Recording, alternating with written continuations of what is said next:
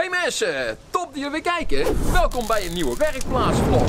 Ja, we hebben het vorige week al gezegd dat we deze week even een tussendoorprojectje gaan doen. Ja, wij zijn namelijk gevraagd ter promotie van Dirt 5. Dat is een computerspel. Kun je allemaal rally rijden met auto's en crossen en springen. Dat is natuurlijk ruig. Hey, of wij daar wat aandacht aan wilden besteden. Zeiden wij, tuurlijk doen we dat. Dan gaan we even een voertuig bouwen waar inderdaad ook goed kan springen en waar we mee kunnen crossen. Nou waren we natuurlijk al een crossbuggy aan het bouwen. Met tractorwielen en kettingoverdrijving, aandrijving en zo. Dat is natuurlijk allemaal kei leuk. Het zou eigenlijk goed geweest zijn om die af te bouwen. Maar ja, dat is natuurlijk gewoon een hartstikke langzaam ding. Dus we gaan even iets anders bouwen. Kom kijken. Oh, ja. Oh ja, die hadden we ook nog staan. Een Suzuki Vitara. Ja, dit ziet er wel uit als een echt racemonster, hè? Niet helemaal natuurlijk. Het lijkt ook helemaal niet op een crossbuggy. Er zit eigenlijk nog een heleboel aan wat niet op een crossbuggy lijkt. Nou, de bouwen van een crossbuggy is kei makkelijk. Stap 1. Alles eraf slopen wat niet op een crossbuggy lijkt. Ja, over uitgraven gesproken. Daar staat hij. Kunnen we wel beter de graafmachine erbij pakken natuurlijk, hè?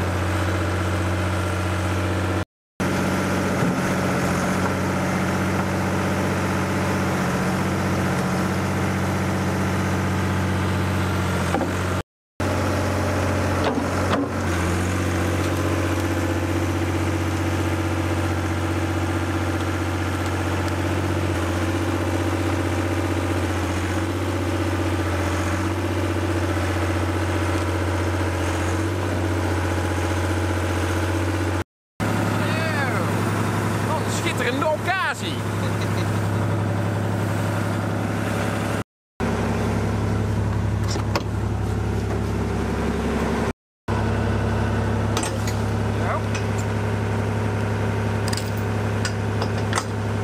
Oké. Gelijk even kijken of de boelbar echt sterk genoeg is. Hè?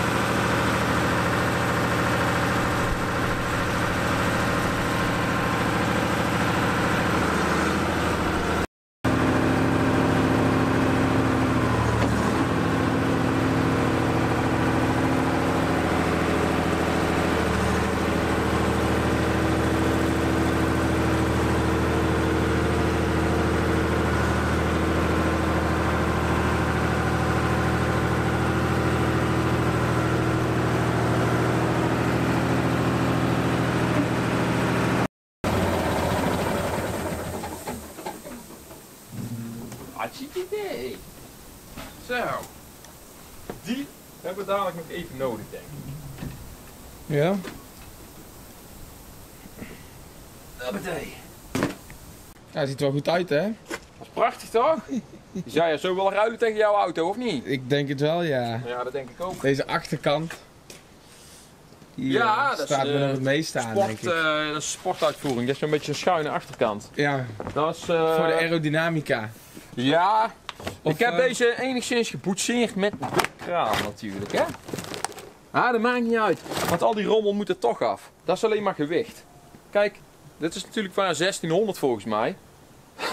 En die is nu heel snel. Dus ja, we kunnen ofwel de motor aanpassen.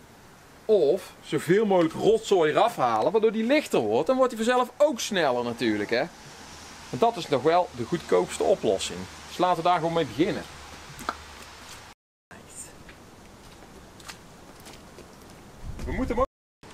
We moeten hem overigens ook nog gaan repareren, want de koppeling die komt niet vrij. Achter een starre as met schroefveren. Dat is fijn, dan kunnen we hem goed kort maken. Als je bladveren hebt, dan steekt er nog een stuk chassis uit natuurlijk. Dat is niet handig. Dat is nadelig voor de vrijloophoek. En voor even kijken. Ja. Voor zie ik onafhankelijke wielophanging. Met veerpoten. Ja, hij heeft gewoon veerpoten.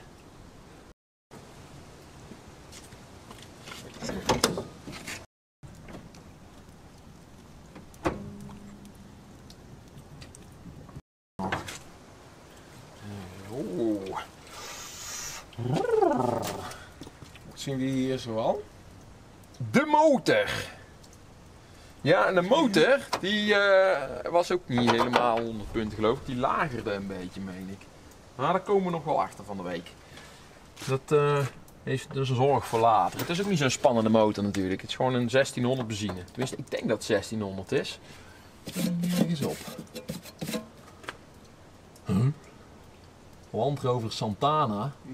Wat? Wat is dit? Ik ben even aan het kijken hoe we deze hut er het beste af kunnen halen. Want dat is de bedoeling natuurlijk. Hè. We willen de carrosserie eraf halen. Dat kan natuurlijk heel goed. Want het is geen zelfdragende carrosserie. Er zit gewoon een ladderchassis onder. Dus het is gewoon kokelbalken die onder de auto doorlopen. Maar het is wel... Ja, het is toch een beetje dragend, de carrosserie. Want als ik hier kijk naar het spatbord, daar zit dus de veerschotel zit daar vast. Dus als we deze hut eraf pakken, dan zakt die auto voor door. Want die veren die steunen hier dus in de spatborden. Op het chassis. Kijk nou. We kunnen de radiateur gewoon laten zitten zoals hij zit eigenlijk. Want die zit gewoon op het chassis voor. Dat is fijn. Normaal zit dit wel vast aan het blik. Ik denk dat het slimste is om te doen de vuurwand misschien nog even te laten zitten zoals hij zit. Dit. Het schutbord, hè? Dat is eigenlijk de afscheidingswand tussen het motorruim en het personengedeelte. Als we dat laten zitten namelijk, dan hebben we ja, sowieso onze belangrijke bedieningsorganen blijven gewoon allemaal behouden. Dus we hebben gewoon de rempomp hier zitten, het stuurkolom en alles blijft hangen. De kabelboom hangt er van een heel deel aan ook. Maar deze rommel, dat kunnen we er gewoon allemaal af gaan halen. Een heel stuk, die spatborden dingen. We kunnen deze misschien ook nog even laten zitten. Ik weet niet wat deze steunt toch. Oh wat? Nee joh. Nee, het is gewoon wel een feestje. Kijk hier dan, ja. Ah. Wat zijn ze toch geniaal die mensen die deze auto bedacht hebben. Zal ik even mijn zaklampje eronder schijnen. Ja. Kijk hier. Kijk dat. Zie je daar zie je dus de veerpoot. Hè, dit is de veerpoot. En daarachter, dat ding, dat zit gewoon vast aan het chassis. Dus hij zakt helemaal niet door. We kunnen gewoon heel die hut eraf pakken zonder dat er iets gebeurt. Nou, dat is gunstig. Yeah. Dan moeten we dat misschien maar doen. En gewoon de vuurwand ook maar gewoon. Oké. Ik ben even aan het bekijken nu hoe dat het zit met het brandstofsysteem en zo. Want het lijkt wel dat deze of een carburateur of een single point injectie heeft. Maar ik zie hier bijvoorbeeld al een dikke worst aan kabels naar binnen gaan. Hier zo, de kabelboom. Dus laten we even kijken waar die naartoe gaat. Kijk, en daar zit er ook nog een. Het zou goed kunnen dat deze naar de computer gaat.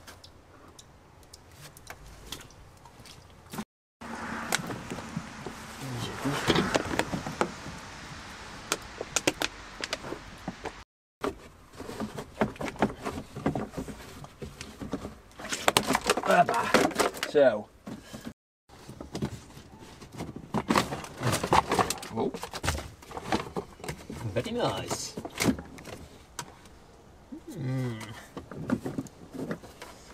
Een ander. La la la la la la la. Ja, ja, ja, ja, ja, ja, ja, ja, ja, ja. Oké, ik heb even bekeken hoe het ding in elkaar zit. We gaan eerst gewoon even het dashboard uit elkaar halen. Dan kunnen we kijken hoe die kabelbomen daar lopen. En dan kunnen we meteen de middenconsole demonteren. Dan kunnen de poken mooi langs onderweg.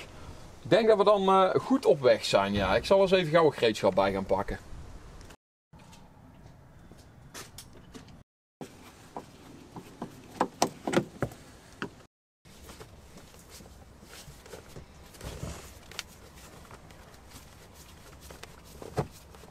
Hallo? Wat is dit nou weer flauwekul? Nog wel. Huppatee. Very nice. Oeh. Kijk, ziet er al meteen een stuk beter uit.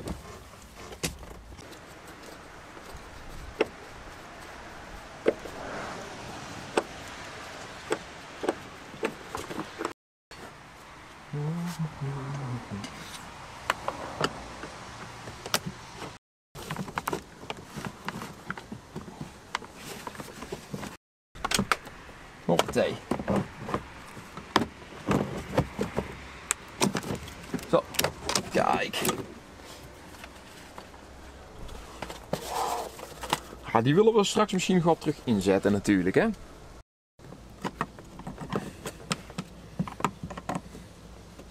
Oh, ja. Zo. Hier hebben die sneaky snails ook schroefjes gedaan natuurlijk, hè. Dat hebben we niet meer nodig. Zo. Very nice. Oeh. Zo. Very well. Dan moet wel in hier. Zie ik nog iets zitten? Waar is dit van? Is dit van de geluidsinstallatie of zo? Oh nee, voor de elektrische spiegels. Volgens mij.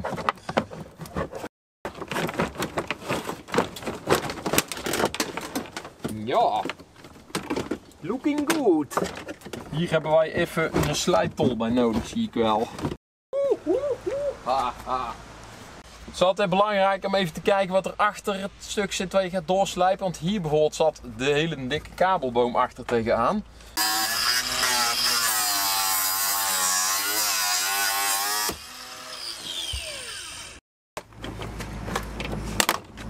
Hoppa.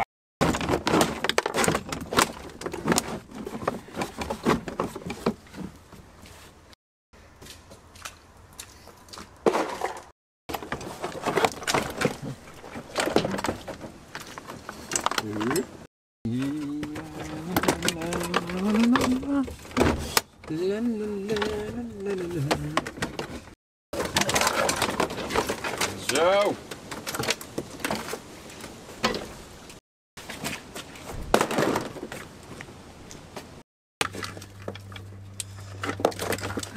Kijk.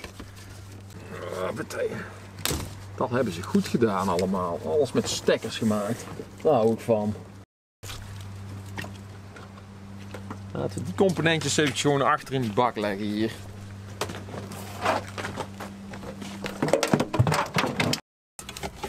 Dat is volgens mij van de ontsteking, denk ik. Oh nee, power door lock.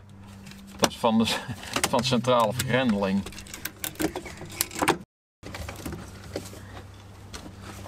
Oké.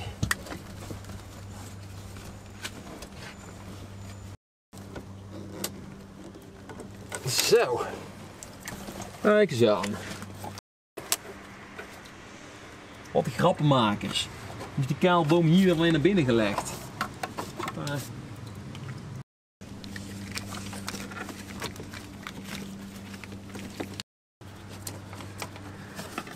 Hier zit ook geen stekker.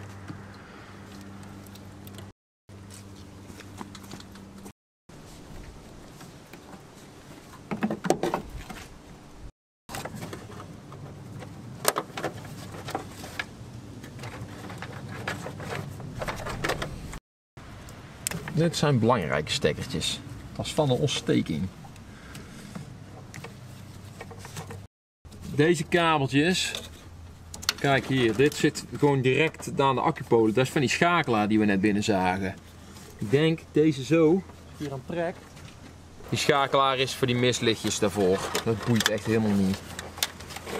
Dat hebben we niet nodig. Trek me die rommel. Daar. Hup. Kijk. Nou komen we ergens. Huppatee. Dat zijn hele belangrijke snoertjes deze. Als je een crossauto aan het bouwen bent en je bent de kaalboom eruit aan het halen, dan zorg dat je al die massa-oogjes losdraait en dat je ze naar de rand ook weer terug aan de massa legt. Want ik heb al heel vaak een probleem gehad met een auto die het niet meer deed, puur omdat er ergens één massa-oogje niet meer vast zat.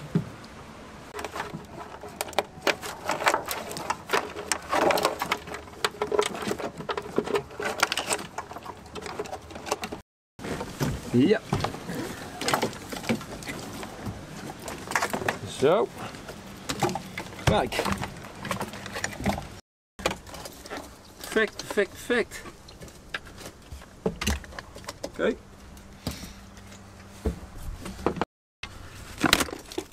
Oei. Nee. Dat maakt niet uit.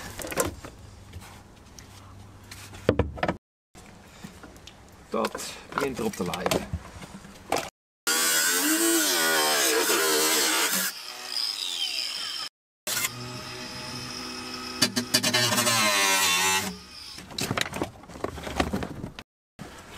Hier nog. Daar ook nog een sneaky stekkertje.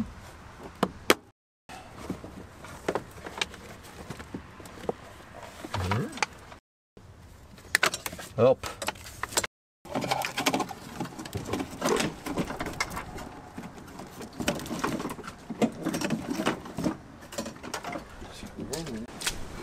Kijk eens aan! Dit is one big punica oase. Hier. Dat is goeie. Kaalboom midden slaan. Het draait zo al rond. Echt bij.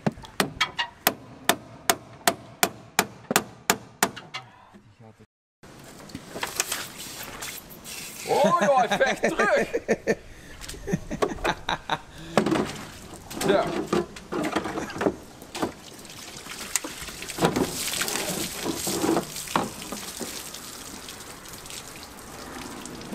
Is dat we in ieder geval toch geen voorruit meer hebben dadelijk. Dus dan hebben we ook die sproeier niet nodig. Hè? Dat hebben we ook niet meer nodig. Wat is dit nog?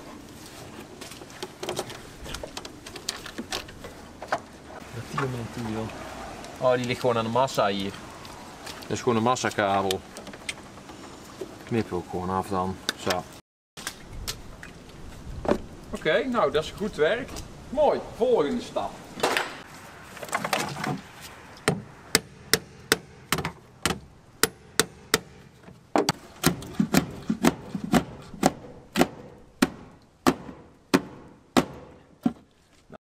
Zo.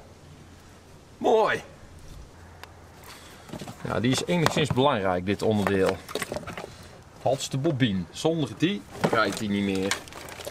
Oké, de kabelboom is helemaal ontkoppeld. Die hebben we helemaal eruit gehaald. Die ligt nou op het motorblok. We hebben nagenoeg geen kabels afgeknipt. Alleen een paar van de knipperlichtjes en een paar van die flauwekul dingetjes. Dat hebben we sowieso toch niet meer nodig. Alle massa-oogjes netjes losgeschroefd. Belangrijk dat je kabelboom natuurlijk wel een beetje intact houdt. Tenzij je hem helemaal opnieuw wil gaan aanleggen. Maar dat waren we niet van plan. Dus zo is het goed. Oké, laten we nou verder kijken naar welke bedieningsorganen nog meer van binnen uit de auto hier naar het motorruim gaan. Hebben we hier nog een paar dingen. hier natuurlijk de rempomp. De rempomp wil ik het liefst ook gewoon laten hangen. Want die, nou, misschien dan trouwens wel eens net zo goed even mee eraf kunnen halen. Want hij gaat hier al door het spatbord. Dan maakt het eigenlijk niks uit. Je kunt hem net zo goed in de hut laten zitten nu. Kijk, als nou deze leidingen allemaal meteen naar het chassis toe liepen. En vanaf het chassis naar de wielen toe gingen. Kijk, dan was het handig geweest om die rempomp gewoon even los te schroeven. Dan liet hem daar aan de zijkant hangen. Dan kunnen we dadelijk de hut eraf halen. En dan kunnen we gewoon daar meteen onze remmen weer terug aansluiten. Alleen helaas tenenkaas. Kijk hier deze leidingen. Hier zien we de rempomp. Dan lopen deze leidingen, zeg maar, zo. En die lopen hier door de carrosserie. Ja, dit blik gaat dadelijk allemaal weg. En dus ook die leidingen daar. Dus dat moeten we straks toch anders gaan maken. Dus daar kunnen we hem net zo goed gewoon los gaan schroeven en de leidingen mee eraf halen, denk ik. Waarom hebben ze dat daar dan niet gedaan? Wat een koeienklinken. Beetje jammer, hè? Oké, nou slijp ik deze gewoon eruit. En dan kan de rempomp gewoon wel blijven hangen. Dan hoeven we die niet te ontluchten straks. Ja.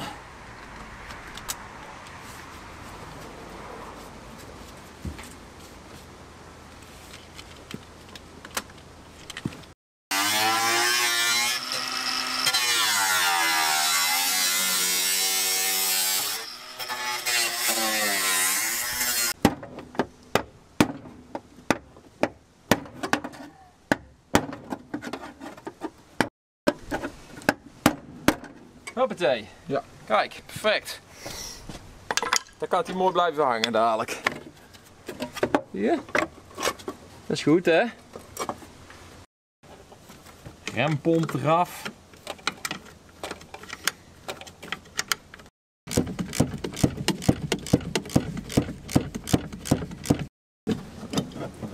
Hoppatee.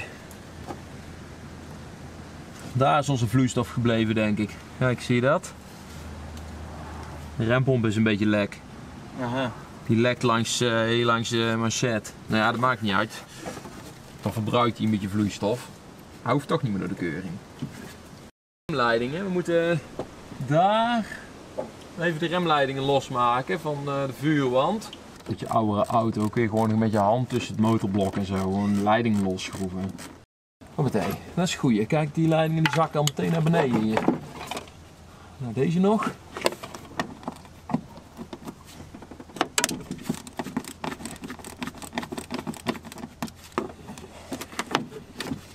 Dat is goeie. Het hangt allemaal los dit. Kaalboom is los. Remmen zijn los. We moeten misschien alleen dadelijk nog even eronder kijken om te zien of dat er naar achter nog remleidingen vastzitten aan de hut. Maar ik verwacht eigenlijk dat het allemaal langs het chassis loopt. Dus dan is het niet erg, want dan blijft het toch bij de auto. Oké, nou mooi. Nou, de remmen die komen meteen af van het chassis. Hier zo. Dus hier aan de zijkant, kijk, kan je het zien. Hier zit een T-stukje op de achteras, er zit de slang en die gaat direct naar het chassis. Zie je, dan zie je een steuntje waar dat die aan het chassis zit. Nou, dat is perfect. Oké, mooi. Laten we gauw verder kijken wat voor bedieningsorganen er nog meer van daar naar daar lopen.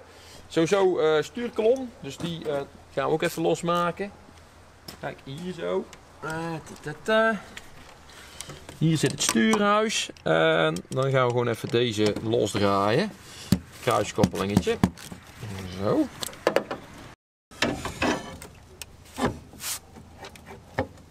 Nou, kijk, hij is al los. Die komt er dadelijk.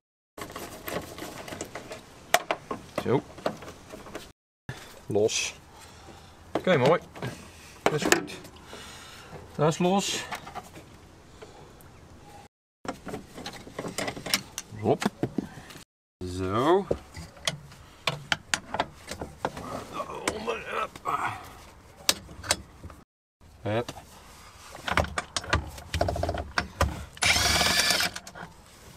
Dat gaat een stukje sneller. Toch stiekem 12.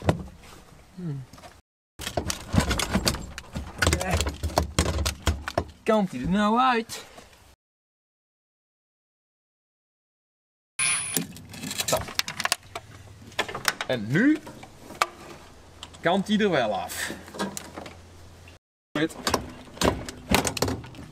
Hoppa.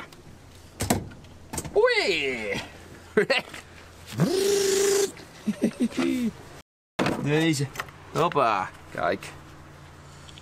Tjoep. Ja, die ging natuurlijk niet door dat gat heen. Waar is nu die bout die we niet kwijt mochten raken? Ja, er kan hier ook gewoon een andere bout in, hoor, volgens mij. Ja, die is weg, hè? Die is kwijt, dat wist ik wel.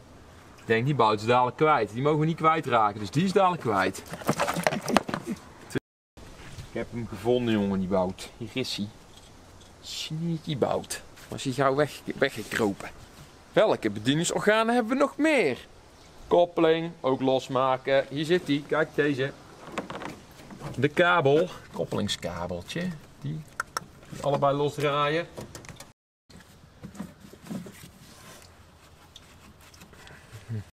Kijk eens aan. Woep. Ja, very well. Nou, dan deze nog, de gaskabel. Die moet ik nog wel even loshaken. Ga ik hier binnen doen. Die.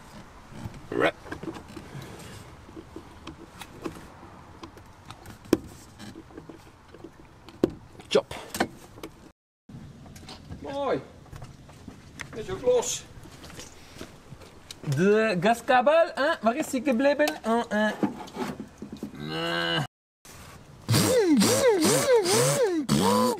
Mooi. Die is ook los. Kijk. Oh, hey. Handrem. Nou, dat is snel. Ja. Heb ik hier losgehaakt. Kijk, kabeltjes even losgehaakt. Hendel eraf. Het enige wat we nou nog even moeten doen is aan de onderkant deze kabels doorheen trekken. Als dat gaat. Oh, wacht even. Moeten we hier even de vloerbedekking een beetje. Zo, plop. Deze ook. Zo. Maar dan. Oh, ik zie het al. Daar zitten doorvoertules. Kijk. Plop, plopper, dat plop, dat plop. En die naar buiten toe douwen. Ja, nou die ook. Beter met een schroevendraaier. Oh, ik prik er een gat doorheen. Dat is ook niet erg. Ons voertuig wordt straks toch niet meer waterdicht. Verdwijnen die kabels. Ja. Dan ga ik even lekker eronder liggen. Dat is altijd mijn lievelingswerkje. Ah, hier zijn ze. Kijk. Dat is 1 en dat is 2. De gastank. Ja, precies. De benzinetank die hangt vast aan het chassis volgens mij. Dus die blijft gewoon bij de auto. Ja hoor. Dat komt wel goed. Maar de vulpijp die zit vast aan het blik in het spatbord. Dus die moeten we even losschroeven. Want anders dan scheuren we dadelijk die vulpijp eraf. En dat is niet oké. Oké, let's remove the burning dust cap. Brandstof toch? Burning dust. Goed jongen. Lekker hoor, lekker.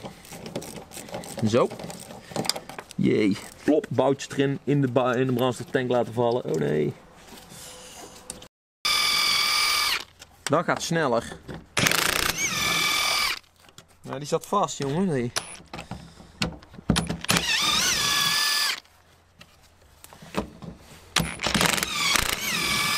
Je ziet het al, hij zakt er gewoon al onderuit. Ja.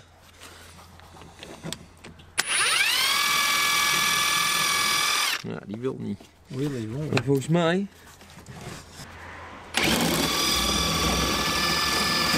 Flutboutjes. Zo. Huppatee. Daar. Eigen schuld. Dan had je maar los moeten gaan. Naar het boutje. Of je even die schroeven los wilt draaien. Ik bedoel die bloemkolen daar. Die mag daar. Dat zijn allemaal spulletjes die willen we nog gebruiken. Zo, die ook los. Dit los. Dat is ook allemaal al los. Goed zo.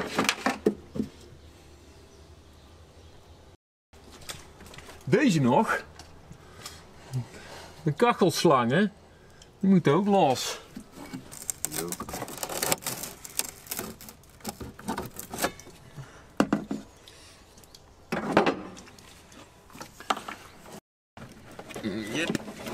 Nee, het is goeie. Nee, niet iets anders hebben. Huppatee. Nou, daar loopt even niks meer uit. Dat is natuurlijk de kilometertellerkabel. Die moet ook even er doorheen douwen. Daar is nog een kabeltje. Oh ja. Dat is de kilometerteller. Die moet ook los.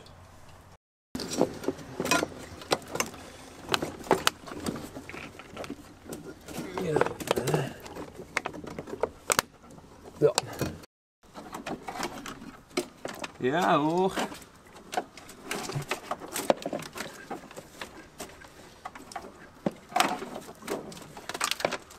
Oké. Goed. Die komt van de versnellingsbak.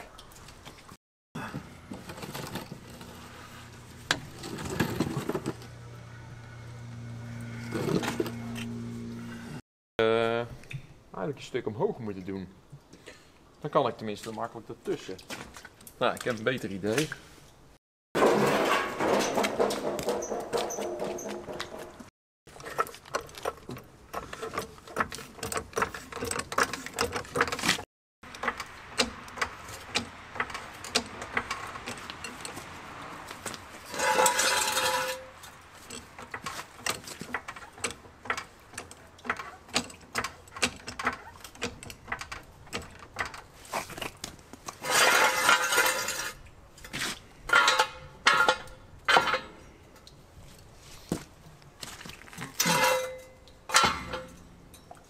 Oké.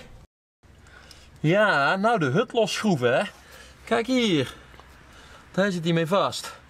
Zo zitten er een aantal bevestigingspunten. Daarna achter zit er ook nog eentje daar.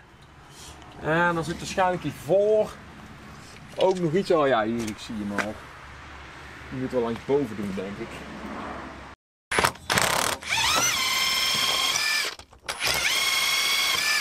Ik moet hem langs binnen tegenhouden. Nee. Dat is te denken. Maar.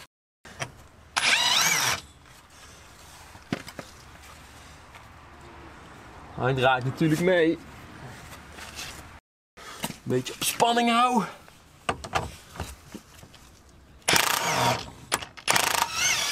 Kijk. Hebben ze. Daar is hem. Die is los. Oké. Nou daarachter. Gaat hij dan.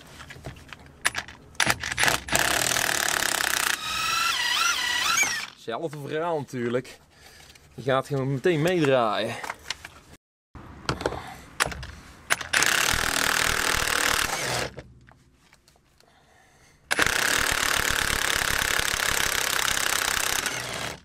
Bijna.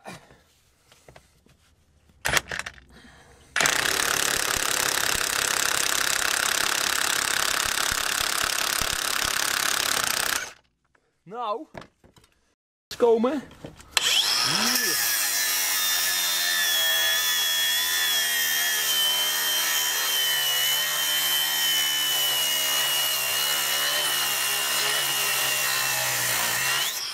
Zo.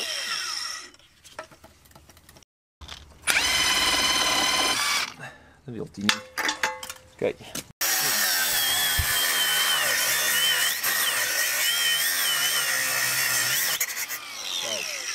Kijk. Daar.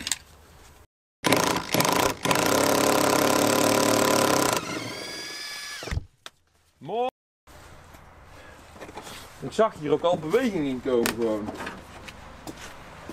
Oké, goed.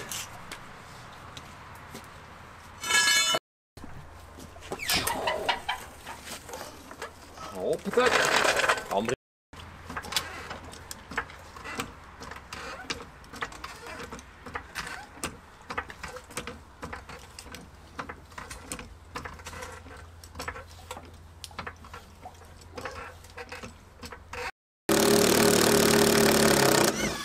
Hup. Nou, dat valt mee. Nou, Helemaal een stukje koek. wow, hier. Hoewel het eigenlijk aan de andere kant meer een stukje koek was. Dan bedoel ik meer de gesteldheid van het voertuig zelf dan. Nou, dan moeten we alleen nog even kijken hoe het hiervoor vast zit dan. Ik denk dat we de koplampen eruit moeten. Zeg.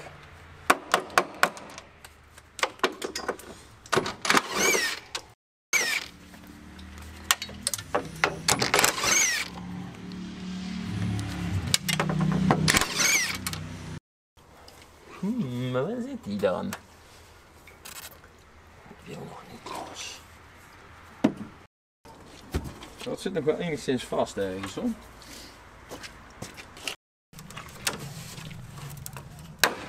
Oh. Oh jee, oh daar, ja, daar zitten ze. Sneaky bastards. Schroefjes. Oh jee, oh. Nieuwe bolide. Oh nee toch. Wie doet nou weer dat? Ja. Helemaal kapot gemaakt. Dan kunnen we ook die voorfront eruit halen. Al zeg maar 20 jaar onder de auto zit, vast te roesten. Die nou opeens los moet. Vindt hij niet fijn. Ja. Yeah.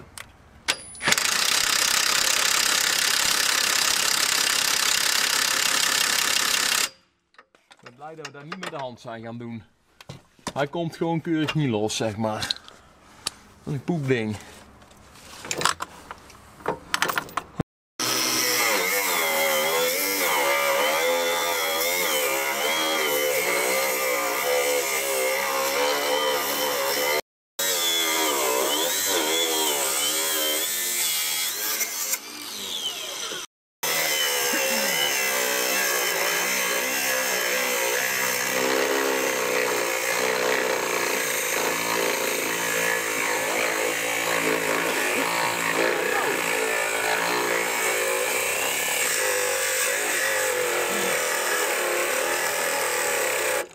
Ja.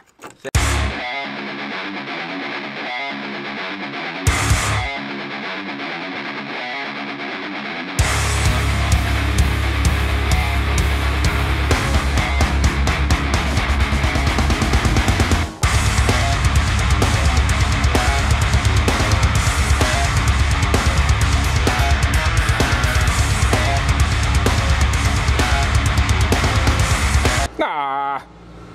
Je moet eigenlijk wel even terug, hè? Nee. Als die hut eraf is, dan gaan we morgen eerst beginnen met het ding naar binnen te brengen.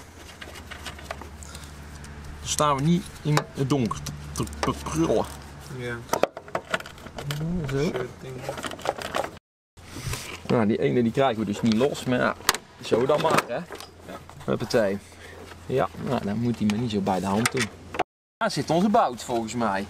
Daar onderin. There it is. You see it? This is the one. Dat. Ja, dat ziet er lekker uit. Eens kijken of dat hij loskomt. Lekker. Ik denk dat we hem eerst even met een MC erop moeten timmeren. Eigenlijk moet dit ding ook weg zijn, maar dat gaat er gewoon niet af. Ja. Doet het gewoon, hè? Ja, zie je maar. Een beetje roest zegt niet alles, maar ja, we weten niet of hij het nou doet of dat hij nou meedraait. Ik weet niet, ik kan er daar niet onderbij, nergens.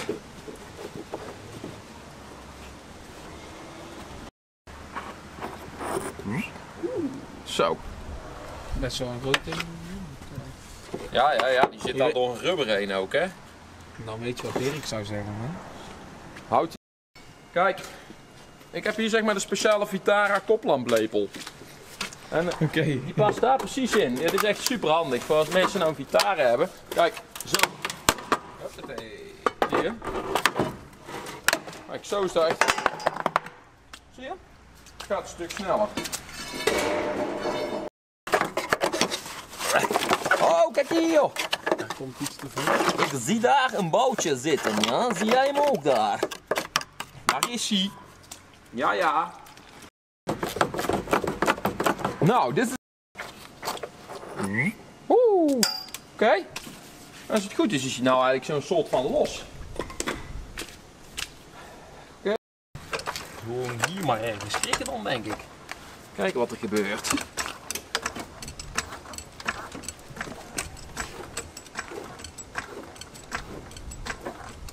Ja. Komt los, hè?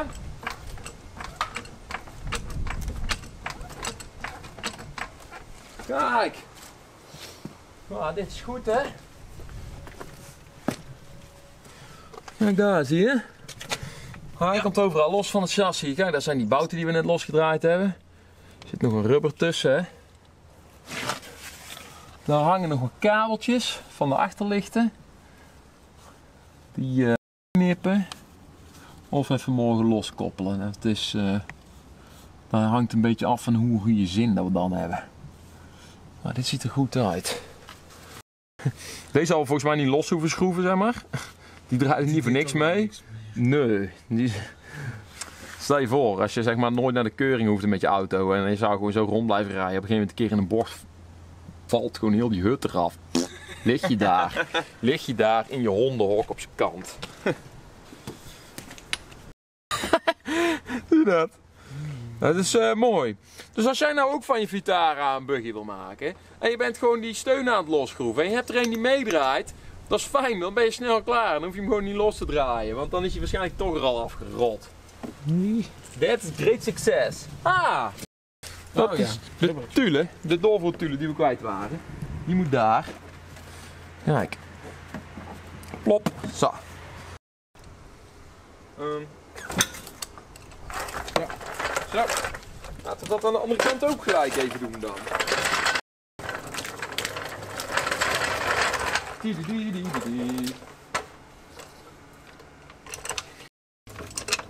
Even.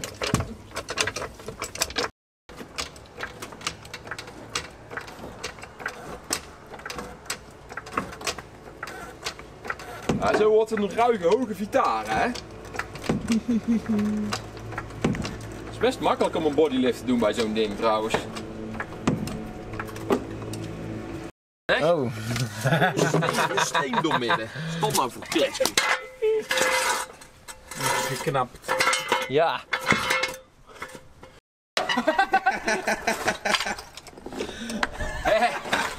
Toch gewoon een blok hout pakken. Ik dacht dat is een steentje. Ja, dat is goeie. Gewoon een gebaksteen. Ja, die zakt niet door. Schiet er ook wel makkelijk vanaf natuurlijk, maar ja. Je moet er gewoon niet onder gaan zitten als je op de krik staat, hè. Maar dat mag je nooit, dus wat dat betreft maakt het ook niet veel uit. Kijken. Ja, ja, we zijn weer een tandje verder.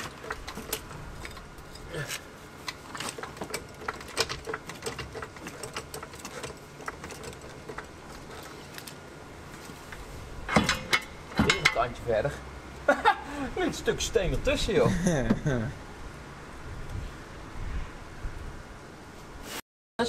Dan hangt hij toch ergens aardig vast nog.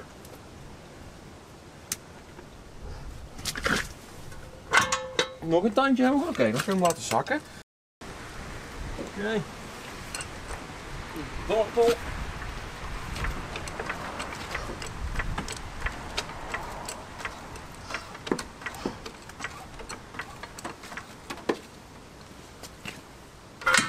Oké. Oh, ja. Wat doet die? Hij kwam los.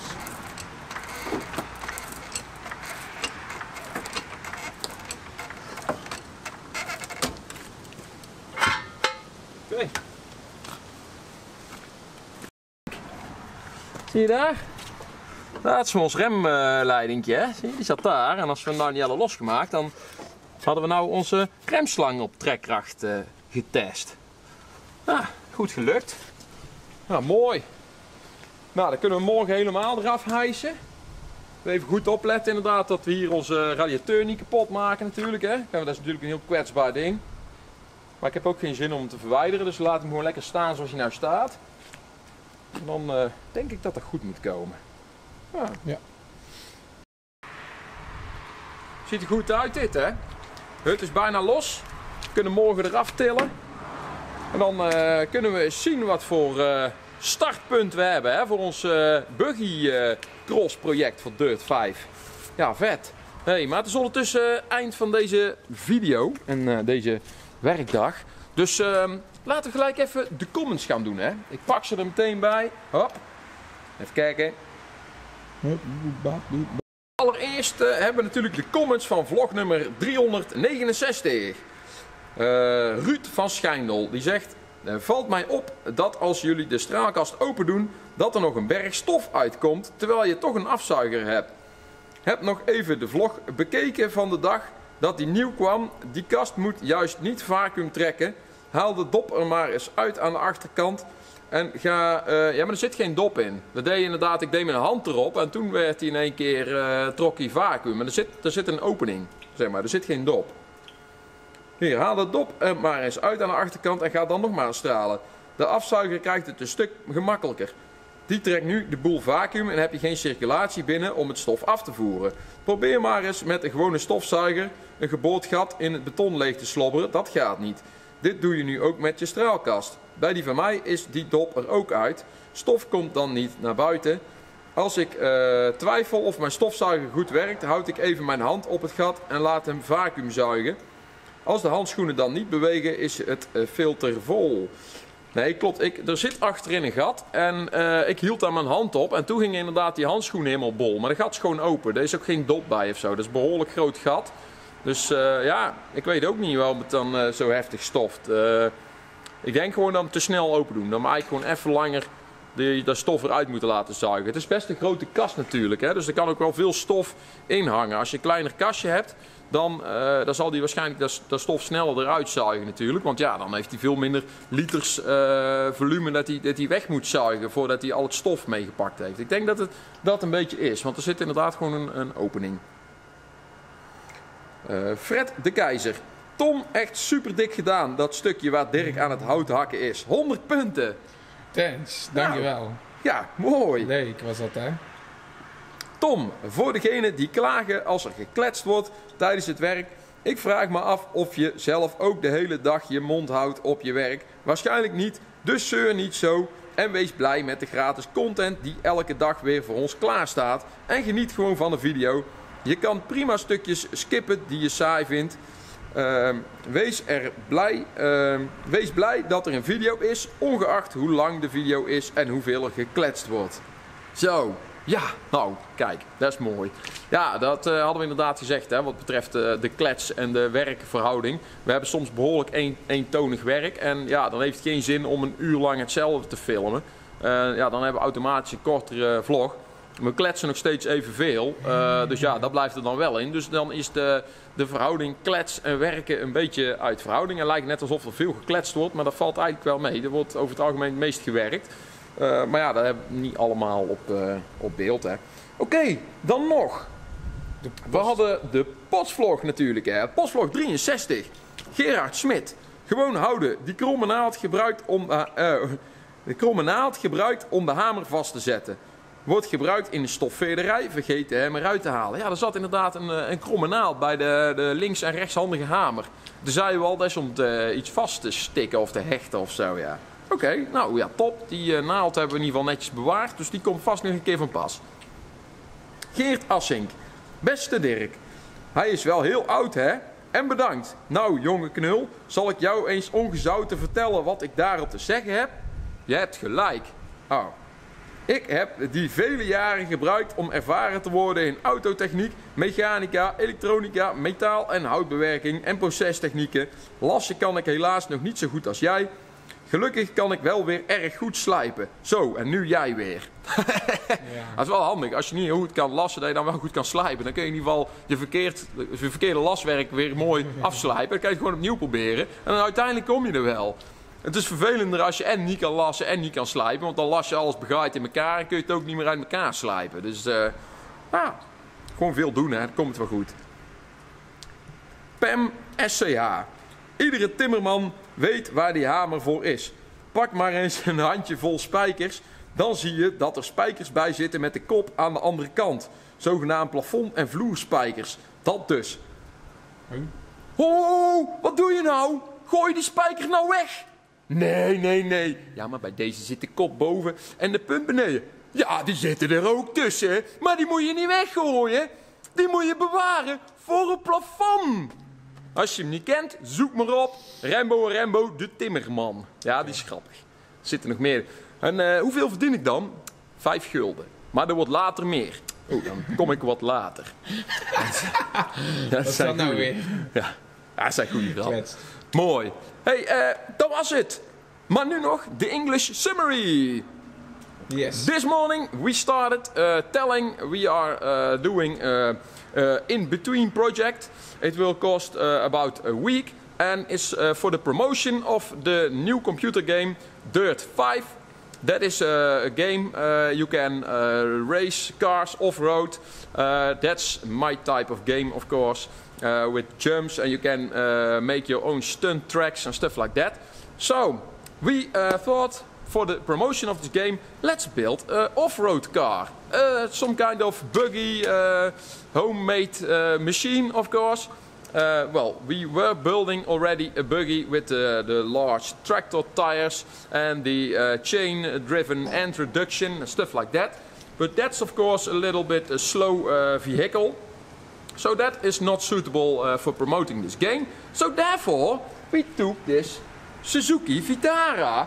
The idea is we are going to take the complete bodywork off and then we make a roll cage.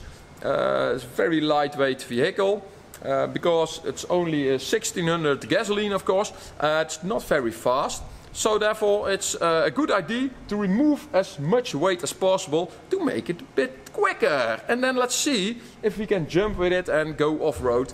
That will be a nice video, I think. Well, so we make start removing the bodywork. We started with the electrics. I want to keep the wiring harness as much as complete as possible. So therefore we unhooked all the connectors on the inside and puzzled the wiring harness out, and we put it inside the engine bay, so it's nice, complete. We can just connect the steering column again, set the battery, and then it should be a runner. Okay, after that we start working on removing the other controls, like the steering mechanism, the brake, master brake cylinder. We cut apart from the bodywork because there was this penetration. The how do you say? It's like the hose pillar going through the sheet metal. The sheet metal stays with the bodywork. So then we had to undo all the fittings. Don't want that because then we have to bleed the brakes again. So I just cut the part out of the bodywork so that can stay with the undercarriage. Okay, then we were working on some more, like the clutch cable. We undid that. Then some parts for the fuel system, like the filler hose. We had to undo that. Am I forgetting something? Yeah, the hoses for the heater. Well, we just removed anything going from the engine bay into the passenger compartment. So after that, when everything was undone, we start unbolting the bodywork from the undercarriage. Well, we had a few bolts which were turning loose, so I used the crowbar to block them, and then I can undo them. After that, we used we jacked the body up to see if it comes loose from the undercarriage, and it did. And then we also found out the bolts which I need to block with the crowbar were just rotten from the bodywork, so we didn't have to undo them at all. Okay, well, and now it's almost ready for taking the bodywork off, and we will start tomorrow with that. So then we get the excavator and then we take off the body, and then we have a nice base for building a new vehicle. So that will be fun, I guess. Oké, ik zou zeggen, mensen, hartstikke bedankt voor het kijken naar deze video. Tot de volgende.